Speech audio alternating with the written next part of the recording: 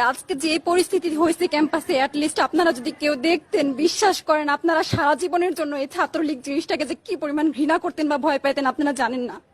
এরা আমাদের সামনে রড দিয়ে পিটায়া, ছেলেগুলারে রড দিয়ে পিটায়া একদম আধামরা করে ফেলছে। তারা এসে আমাদের পেছনে লুকাইছে, আমাদের বোরকার পেছনে, আমাদের ওড়নার পেছনে লুকায় বলে, আপু আমাদের একটু লুকায় রাখেন, আমাদের ওরা মাইরা ফেলবে, আমাদের বাঁচান আপু বাঁচান। আমরা তাদের ওড়না দিয়ে বোরকা দিয়ে লুকায় রাখছি, সেইখান থেকে আমাদের ধাক্কা দিয়ে ফেলে দিয়ে তাদের বের করে আবার মাথায় রড দিয়ে মারছে, এমন অবস্থা।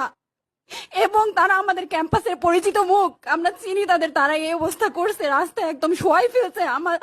আমাদের হলের মেয়েদের বুকে বড় বড় যে আসতো ইট, এই ইট গুলো বুকে ফেঁকে দিছে, মানে একদম পুরো বুকে লাগছে, এরকম জামা কাপড় ছিঁড়ে ফেলছে, এত বাজে অবস্থা।